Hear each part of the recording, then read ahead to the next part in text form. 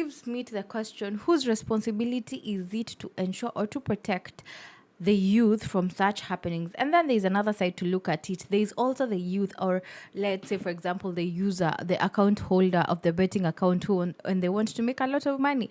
When I look at it, is whose responsibility is it for this user not to open the account and want to gamble, not to take the opportunity to get rich very fast? Because the gambling company is also not stealing money from them. Hi.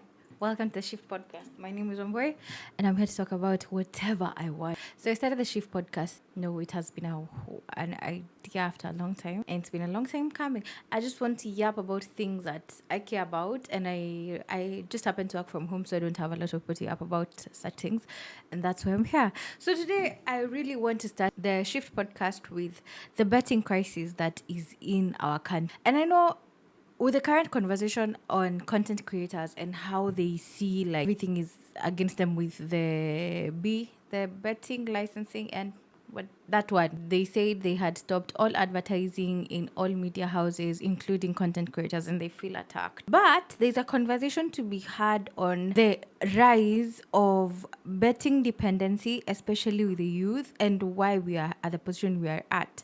So when I was researching for this episode, I came across very weird statistics. So apparently, up to 76% of Kenyan youth have gambled in the past year. 75%. That's like 3/4 of our country. Means that 3/4 of our country, of the youth in our country, are predisposed to getting addicted to gambling. The 50% are like at 18 to 35 have participated in gambling. So we can all agree that gambling is a very lucrative thing for any business to be in. But I'd really like to understand who stands to gain with gambling, because of course it's not the gambler. It's not like me, the user. If I start gambling today as Wambui, I am not in any shape or form going to be the one who's gaining. The people are definitely up for making huge margins and huge profits. Are these people who are running the gambling? What do you call them? Gambling companies? They're gambling dens wherever they are, but I don't know. I'm not too sure. But the thing is, gambling became more popular in our country when we started using the mobile phone, when the internet was everywhere. So now with 100 bob, somebody can enter Sport Pesa, they can do the bet 260. And then there's this thing called the aviator. Until today, I don't know how it works, but I know like a lot of people have suffered through it. The truth is, betting is sad because it gives you the illusion that there's a chance of you getting rich quick, like get rich quick schemes, because those are very popular here in our country. They're so popular in Kenya such that some scams like Akina Cbex, we're easily prone to that as a country because you want to get rich quickly. And then with betting, they just tell you something like once you put in like 100 bob, you have a chance to win. Like, yeah. So the way it looks to me, it's like you take advantage of people who are very hopeful and then introduce them to something that you know it's not going to be very good for them and it's quite harmful for them, but you introduce it to them under the guise of it working for them, and it doesn't always work out like that. When I was doing my research, I actually came across why there's a huge surge in our country with betting. One of the reasons is the youth is of course driven to thrill, but I think one of the main reasons that happens is because a lot of people want to get very rich when they're very young. It's a very good thing to want that, especially with Akina top 30, under 30, and such things happening. Alafu, you see like your peers, some of your peers driving cars, some of them have huge apartments, some of them have mansions, especially in the social media era. And this is what brings me now to this point. You see, the social media era has brought some sort of closeness, like not closeness or familiarity. I mean, you see, when somebody has let me not call it small money. When somebody has money, people can easily see, and especially the youth can easily see that he has money. And a lot of people want to make the amount of money that they see other people make. However, the thing I've seen now with these promoters, especially content creators who promote betting, is a lot of people who follow you, they follow you because of your life. Your life is kind of aspiration. Unless now there's some people who grow together, like you grow together with an influencer. But in most cases, an influencer or a content creator's life is quite aspiration. So when you come and tell these young people, like somebody who's 19, they do not have, maybe they might have the capability ability to even like be able to deduce how you make your money, but a lot of them do not. But if you come and tell them and introduce them to your promo code, it's usually a promo code. You introduce them to your promo code, and then you tell them once you use this, you stand a chance to win 100K and all that. The thing about influence, a lot of people are not buying in mostly to the money. A lot of people are buying into your lifestyle. And I had this conversation with somebody where we're having the conversation. Who's to blame? Who's to blame when there's a gambling pandemic in our country, especially after the content creator ban, the influencer ban on them promoting the betting thingy? Who's to blame? Because for me, when I look at it, I'm like, the one to blame is the person who owns the betting company because he stands to gain more. However, the content creator or the influencer who's taking a promo code to maybe promote a particular betting company, they're only doing that because that's a form of income even for them. They're not, I don't think a lot of them like to understand the kind of harm that comes to people once they are so addicted to betting. A lot of them just check the check and then they move forward. So, which leaves me to the question: whose responsibility is it to ensure or to protect the youth from such happenings? And then there's another side to look at it. There's also the youth, or let's say, for example, the user, the account holder of the betting account, and they want to make a lot of money. When I look at it, whose responsibility is it for this user not to open the account and want to gamble, not to take the opportunity to get rich very fast? Isn't it theirs at the end of the day? Because the gambling company is also not stealing money from them. You get the only thing the content creator has done is using their platform or their form of influence to bring awareness to the particular betting company. But they don't force anybody to do that, because if we put the whole responsibility of the gambling thing on content creators, I feel like we're actually missing the point, because they're not the only ones who are responsible for people who, once they make decisions, most of them are working. That's just how I see it. I just see it like some of these, you see, the way we were not taught about money in school, we were not taught about taxes and how to do personal finance and all that. I still believe that these are some of the things that we are supposed, like we should know by the time you're having your small money and deciding to use it on gambling, and then you get addicted to it. So there's a lot of health and social impact. And for most people, gambling and the rise of gambling in our country, it's like a very vicious cycle. The rise of gambling in our country has brought to now another problem, which is very huge financial debt.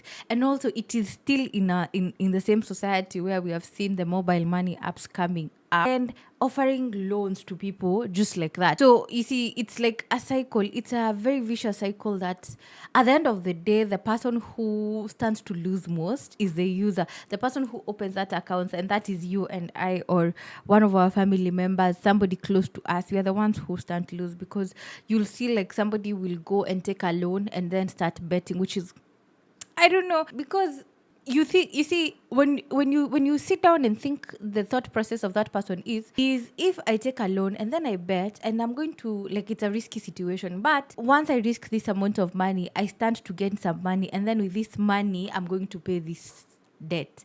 But in most cases it doesn't even work like that. That is not how it works. In most cases you end up losing. And in gambling, the house always wins. Like if you were supposed to win, then what business is the person who's running the gambling company in? They're not going to win. But I don't think a lot of people think about it like that.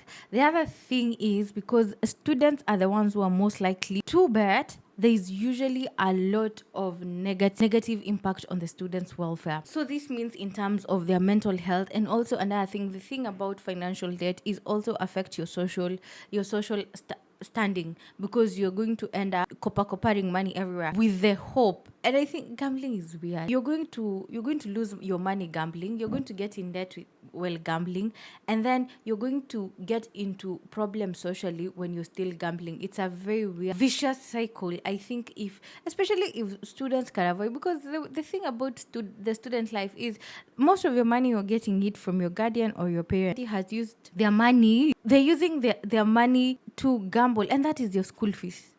Maybe somebody is going to be sent rent and then they gamble. That's a very tricky, weird way to live. And then now, take me for example. Me, when I was in school, there are things I couldn't even try. I was like, when I'm given school fees, mimi nitasimama hapo Barclays, because us used to pay school fees in Barclays. When I pay my school fees at Barclays, that slip, and then I'm going to to hold on to that slip until it reflects, because I do not want to be in a situation where I'm going back home and telling my parent, Ati, I've not paid school fees. So these people who take that money, and me, it's just a slip that I was afraid to. Those people who take this money, and when they take this money, they go and bet. Like, you take such a risk. Aren't you afraid of your parents? Aren't you afraid? What happens when you lose the money? Because, oh God, God, I think you are risk takers. If you're a student and you gamble, you take very huge risks that are unnecessary.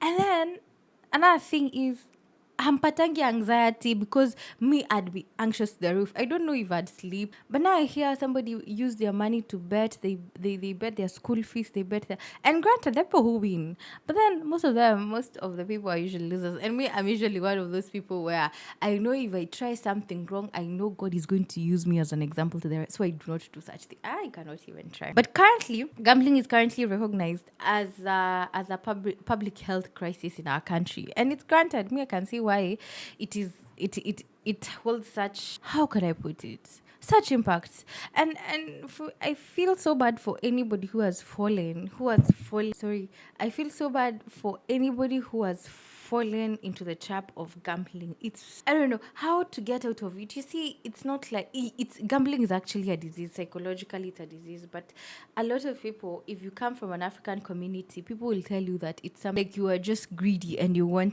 just wanted quick cash. That's why you want to gamble and get a lot of money. So once you're in these too many problems, I don't know how. Just don't gamble. Yeah. So I also came across something called the Aviator, and until today, I've never understood how that thing is played. I don't know. And then I saw another documentary by Lynn Gugi where there was a lady there who was giving her story on how she addicted to betting. She got addicted to betting, and then she lost even like almost her family. And the sad reality when you hear such stories is you realize these stories are not only for like the youth or the people who you think they can never affect. These stories affect just anybody who can take a chance on these things, on like gambling, and say that this is my way out, this is my route out of poverty. It is quite, I don't know, I know it's quite sad. It's quite sad. Is there anything that can be done for people not to do that? The funny thing, things like gambling, things like Akina Bet 65, this gambling company that are coming to Kenya, a lot of them are funded by European companies or European founders, and then they get somebody in the country who can partner with them so that now they can become Kenyanized or Africanized. It has happened in Nigeria. It has happened all over Africa. It is quite sad that a lot of people are taking advantage of the fact that Africa is now an open market for most industries, because gambling was so prevalent in Europe and the America, not here in Africa. And when you come to an open market of people who are not used to such circumstances, and they do not even know how to handle, also they do not know the whole truth of how gambling works, because it's marketed as something, and that is not how life works. And if everybody had the know-how of how these things work, I think it will then, as long as everybody is playing on a level playing field, I think then you can say it's something that we can continue as a country. However, I also understand how taking away content creators, some content creators' source of income might be impactful. At some point, you have to think about what is the cost of what you're doing, what is the cost of how you're getting your money. Granted, I'm not just saying to say that I wouldn't take the money, but all given the circumstances of what we're talking about and the context that we're speaking about, I think it's about time we start thinking how some of the things that are so normalized in our country, the effect that such things have for everybody. Anyway, that's it for me. This has been an almost 15 minutes episode about, oh God, I'm not used to, I know I'm hitting the mic. You'll have to get used to me. This is my first episode, so I'll try to do better for the next one. Anyway, subscribe, share, like, and also comment. And I'd really like to have this conversation with you. That's the whole point. That's the whole point why I started the podcast. I just want to have conversations with people. We can have them online because anyway, that's a community now we have nowadays. Watu wapatani kwa chamas even to talk about such things. Anyway, thank you very much. Like, share, subscribe, and thank you for watching. See you next time.